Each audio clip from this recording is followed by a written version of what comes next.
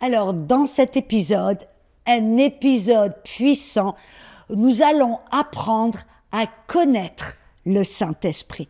Alors, retrouvez-nous tout de suite.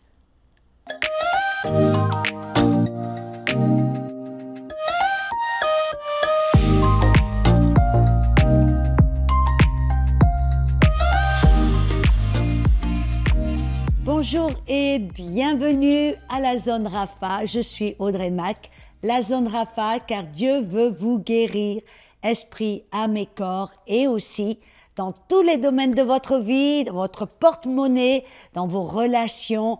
Amen. Et donc c'est une bonne nouvelle que Dieu est le Dieu qui guérit. Pas celui qui rend malade, pas celui qui vous vole, pas celui qui vous détruit.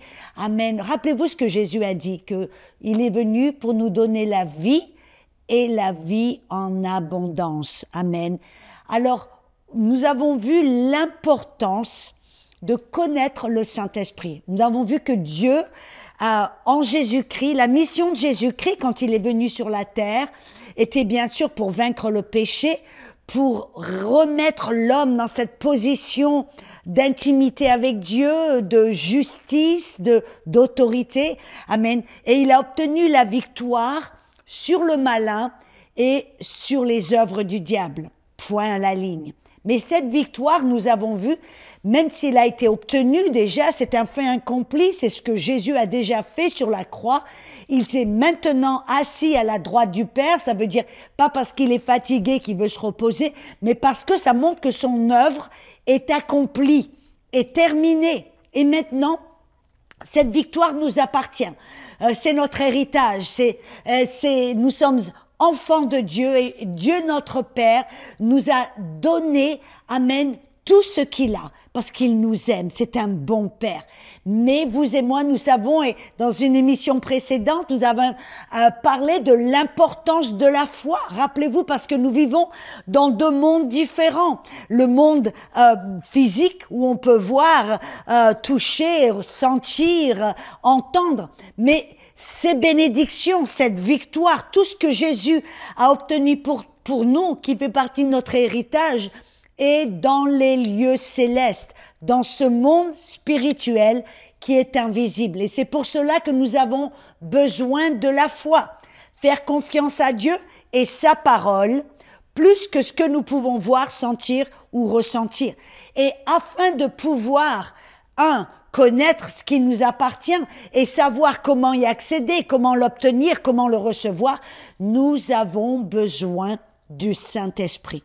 Car je l'ai dit à maintes reprises, et j'aime le répéter, la foi vient de ce que l'on entend, et ce que l'on entend vient de la parole de Dieu, cette parole Réma qui sort de la bouche de Dieu. C'est pour ça que Jésus a dit, l'homme ne doit pas vivre de pain seulement, mais de toute parole qui sort de la bouche de Dieu. Mes amis, c'est comme cela que maintenant nous devons vivre. C'est comme cela que nous allons marcher par la foi, vivre par la foi. C'est-à-dire une communion constante avec Dieu. On l'écoute, on l'obéit, on lui parle, on l'écoute. Amen. Et le Saint-Esprit est celui qui est en charge de cela. C'est lui qui a été envoyé, le Paraklétos, le consolateur, amen, qui est identique à Jésus. Il nous a été envoyé pour nous aider, amen, à marcher par la foi, à vivre par la foi, à obtenir la victoire par la foi. Rappelez-vous, la victoire qui va vaincre le monde, c'est notre foi, une foi qui vient par ce que l'on entend de la bouche de Dieu, au travers du Saint-Esprit. Bref. Alors, nous avons découvert la nécessité, c'est impératif pour vous et pour moi, d'avoir cette attitude d'humilité, d'être dépendant du Saint-Esprit, de se tourner vers Dieu, premièrement, avant quiconque ou toute autre chose. Amen. Ça veut dire que vous et moi, nous devons apprendre à connaître le Saint-Esprit. Amen. Le Saint-Esprit n'est pas juste une puissance, même s'il est la puissance de Dieu. Il n'est pas une influence divine, même s'il est là pour nous influencer. Il n'est pas un objet ou une vapeur ou une colombe ou un vent ou une pluie ou du vin ou du feu. Même, voyez, toutes ces paroles, tous ces mots, toutes ces expressions que l'on découvre dans la Bible est pour nous révéler la personnalité du Saint-Esprit et sa fonction. Amen. Il est gentil, doux, amen, comme une colombe. Il ne vient pas pour taper, il ne vient pas pour, amen. Le Saint-Esprit est comme de la pluie, il vient pour rafraîchir. Il est comme un feu parce qu'il veut brûler tout le livrer, toutes les choses qui nous empêchent de marcher avec Dieu. Amen. Il est comme du vin parce qu'il nous donne de la joie, il nous donne de la puissance. Amen. Toutes ces parole qui définit le Saint-Esprit. C'est pour nous aider à comprendre qui il est, comment il agit. Et voyez, quand vous voulez apprendre à connaître quelqu'un, par exemple, vous allez à une fête d'anniversaire et vous rencontrez une nouvelle personne. Vous savez ce que vous allez faire? Vous allez lui poser des questions. Oh, qui tu es? Qu'est-ce que tu fais? Quel est ton nom? Qu'est-ce que tu fais? Quelle est ta passion? Quelle est ta vision? Qu'est-ce que tu aimes? Qu'est-ce que tu n'aimes pas? Voyez, si vous voulez vraiment passer au-delà du superficiel et commencer à connaître une personne et vous dites « Wow, je veux vraiment connaître cette personne, j'aimerais vraiment devenir son ami ». Si vous voulez aller plus loin et plus profond dans cette relation, vous allez devoir poser des questions pour connaître cette personne. Et vous savez, vous et moi, nous devons apprendre à connaître le Saint-Esprit parce qu'après tout, nous sommes appelés à coopérer avec le Saint-Esprit. Il est appelé le consolateur. J'aime bien en anglais, il y a une parole en anglais qui n'est pas traduite vraiment en français. Le Saint-Esprit, the helper, celui qui vient pour aider. Amen. Et c'est vraiment la parole en grec paraklétos, c'est celui qui vient à nos côtés pour nous aider en toutes choses contre l'ennemi. Amen. Il est là pour nous aider. Et alors le Saint-Esprit, nous devons apprendre à le connaître, si nous devons apprendre à coopérer avec lui, à marcher et à lui permettre de nous aider, de nous faciliter la tâche, de nous guider, de nous avertir, de nous enseigner. En fin de compte, le Saint-Esprit est comme un coach. Vous savez ce que c'est un coach? Si vous apprenez par exemple un nouveau sport et vous avez un coach, par exemple vous voulez apprendre à jouer au football, amen, vous avez le coach, qu'est-ce qu'il va faire? Il va vous regarder, vous observer et il va vous corriger, vous montrer comment mieux lancer la balle, comment mieux positionner vos pieds, comment vous positionner par rapport à l'équipe. Bref, c'est son rôle en tant que coach, enfin, pour faire en sorte que vous deveniez la meilleure version de vous-même. Amen. Et voyez, c'est le rôle du Saint-Esprit, le coach. Il veut que nous aider à grandir, amen, à nous développer en tant qu'enfants de Dieu, fils de Dieu, pour nous aider à devenir la meilleure version de nous-mêmes. C'est son rôle. Amen. Et donc, le Saint-Esprit est une personne. Il est la troisième personne de la Trinité, le Père, le Fils, le Saint-Esprit. Ils ont tous, en fin de compte, ils sont trois en un, mais ils sont trois en un, la Trinité ou la Triunité, parce qu'ils ont chacun une fonction différente, un rôle différent, même s'ils ont la même nature et la même personnalité. Amen. Le Saint-Esprit est autant Dieu que Jésus ou le Père. Amen. Il a une différente fonction. Et sa fonction était d'aider Jésus pendant sa vie sur la terre et pour accomplir sa mission. De la même manière, le Saint-Esprit vous a été envoyé pour vous aider à grandir, à vivre cette vie pleinement et de réussir et d'accomplir votre rôle, votre mission, votre destin ici sur la terre et vous aider, comme je l'ai dit, à devenir la meilleure version de vous-même, c'est-à-dire Jésus en vous, Christ en vous et vous en Christ. Amen. Il va vous aider à grandir, à vous développer dans votre chemin avec Christ. Amen. Mais parce qu'il est la troisième personne de la Trinité, il est une personne. Et tout comme personne, il a une personnalité et il a des émotions, il a des sentiments. Des fois, on a tendance à croire que Dieu n'a pas d'émotions, que Dieu, il est un peu stérile, il est un peu là-droit. Et non, vous voyez que Dieu a un sens de l'humour énorme.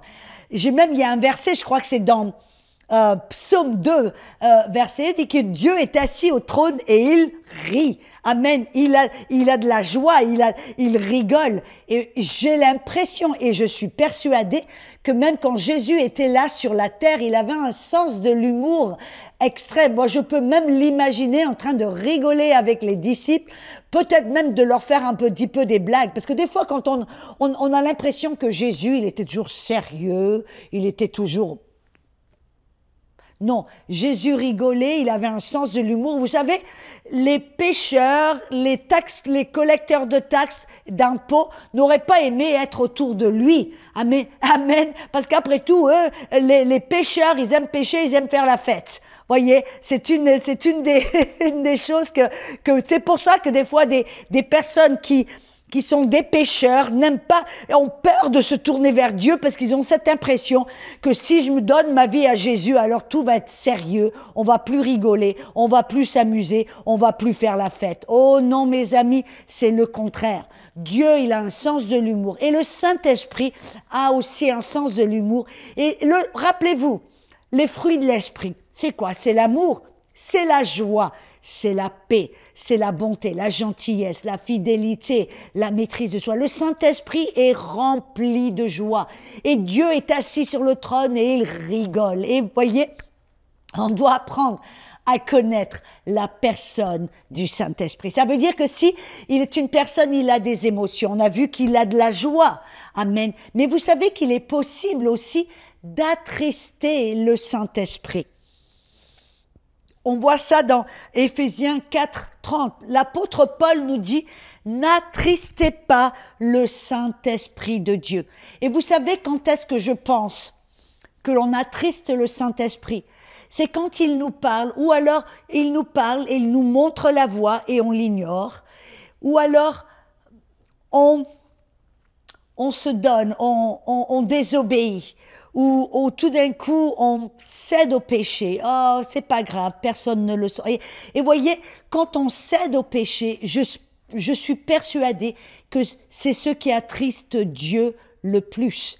Pourquoi? Parce qu'on vit au-dessous de notre destinée. On vit au-dessous de notre identité. On vit au-dessous de notre nature. C'est pour ça que la Bible, dans Jean 14, nous dit que le Saint-Esprit va convaincre le monde du péché, mais il va nous convaincre de notre justice. Quand nous nous donnons au péché, que nous désobéissons, il est attristé. Pourquoi?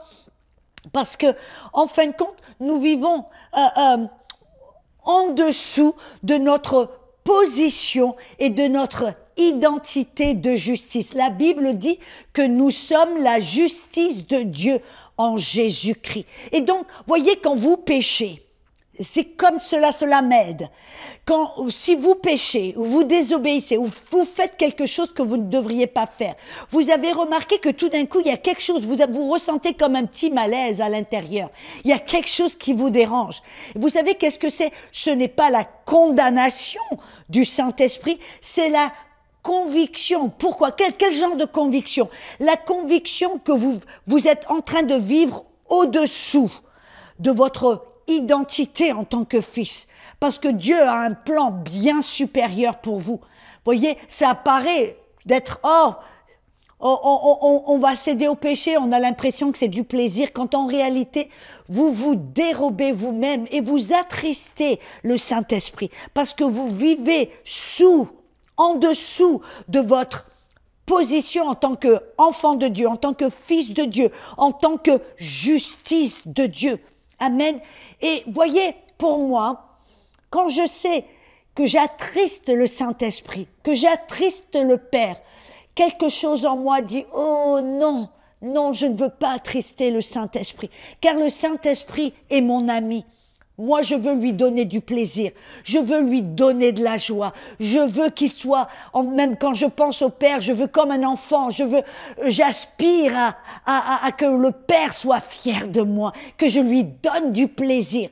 Et quand je pêche ou quand je désobéis et que je me donne à certaines choses qui ne sont pas selon ma nature, selon mon appel, selon qui je suis en Christ, cela attriste Dieu et cela devrait nous attrister également. Et vous savez ce que j'ai découvert dans la Bible aussi, c'est que quand on cède à ce genre de choses, au péché, qui est au-dessous de notre nature, de notre vraie identité, cela donne une occasion à l'ennemi de se réjouir.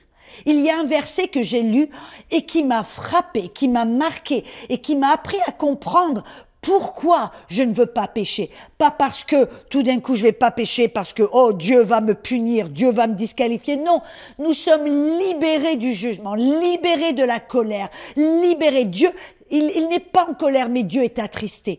Et quand je me donne à cela, au péché, il y a un verset dans 2 Samuel, chapitre 12, versets 13 et 14. Vous vous rappelez le roi David, lui, le roi David qui aimait Dieu, un homme après le cœur de Dieu, un homme qui voulait plaire à Dieu, un homme qui voulait marcher avec Dieu. C'était le cœur de David.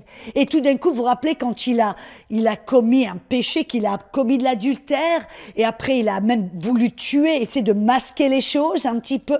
Et quand son petit plan et son petit stratagème n'a pas marché, qu'est-ce qu'il a fait?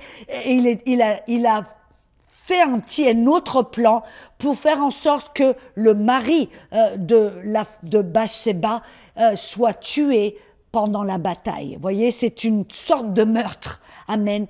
Et quand le prophète Nathan est allé vers David et il a en fin de compte utilisé un petit peu une petite histoire, une parabole en disant oui, il y avait un homme riche qui avait tout un troupeau de brebis, mais il y avait un homme pauvre qui n'avait qu'une seule brebis.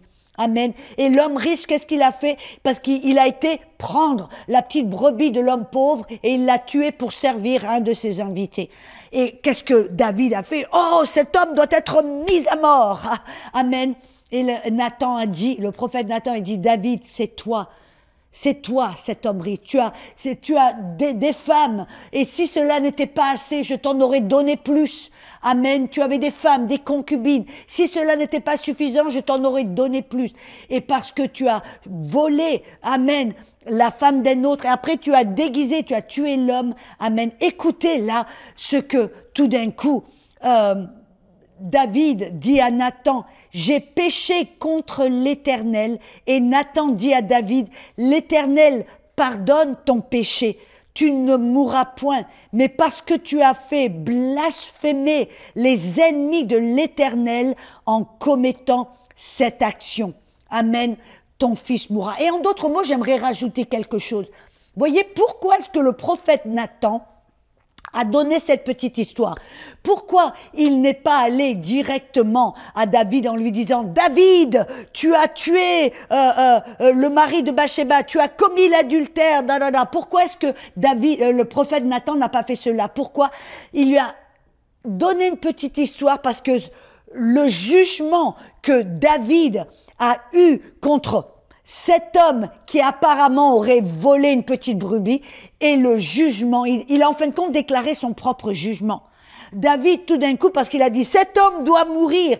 Amen. Même là, Dieu a fait preuve de miséricorde. Il a dit, Dieu pardonne ton péché, mais ton fils va devoir mourir. Pourquoi? Parce que c'est puissant ce que je suis en train de dire. Dieu fait preuve de tellement d'amour et de miséricorde. Il a donné à David une chance de montrer de la miséricorde. Voyez, mais là, David, il a montré du jugement. Et en fin de compte, il a déclaré sa propre sentence, sa propre pénalité. Amen. Mais le point que j'aimerais aussi amener, si vous me le permettez, c'est que là, Nathan a montré à David que quand il a péché, en fin de compte, contre l'Éternel, et je suis persuadée que ça a attristé l'Éternel infiniment, mais il a dit, tu as donné à l'ennemi, au diable, une opportunité de se moquer de Dieu. Mes amis, est-ce que c'est ce que l'on veut? Voyez, quand vous et moi, quand le Saint-Esprit commence à nous dire « Ah, ne fais pas ceci, ne fais pas cela », ou il nous dit de faire quelque chose et qu'on désobéit, qu'est-ce qui se passe? Amen. D'abord, on vit en dessous de notre propre identité en tant que fils de Dieu, mais on attriste Dieu, le Père, et on attriste le Saint-Esprit, lui qui est là pour nous diriger vers la victoire, vers la sainteté, vers la bonté et l'amour de Dieu, vers une identité en tant que fils qui est une identité de gloire. Il est attristé, mais aussi on donne à l'ennemi une opportunité de se moquer de Dieu. Et moi, ça, mes amis, je ne le veux pas. Je ne veux pas attrister le Père et je ne veux pas donner à l'ennemi une opportunité de se moquer de mon Père que j'aime, du Saint-Esprit qui est mon ami, de Jésus qui est mon Sauveur.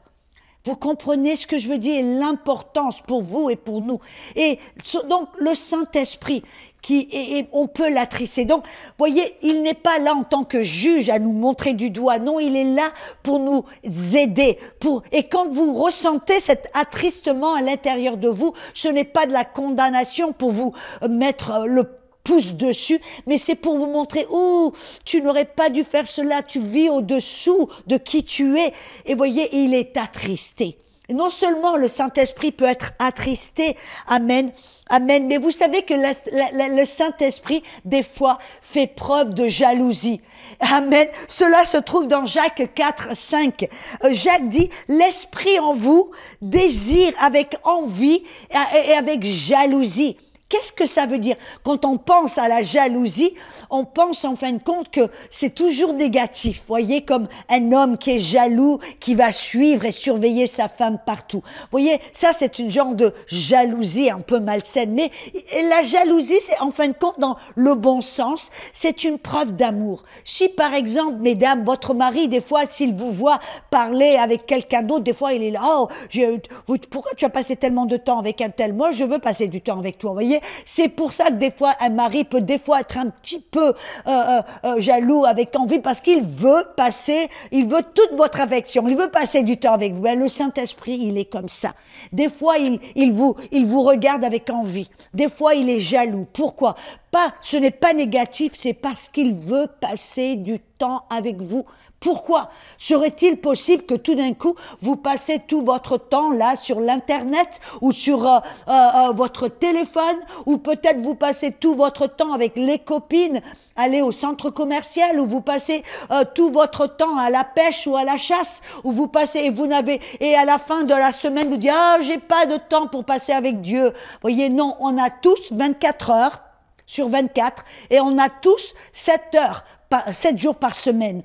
Ben, nous devons décider comment nous allons passer notre temps.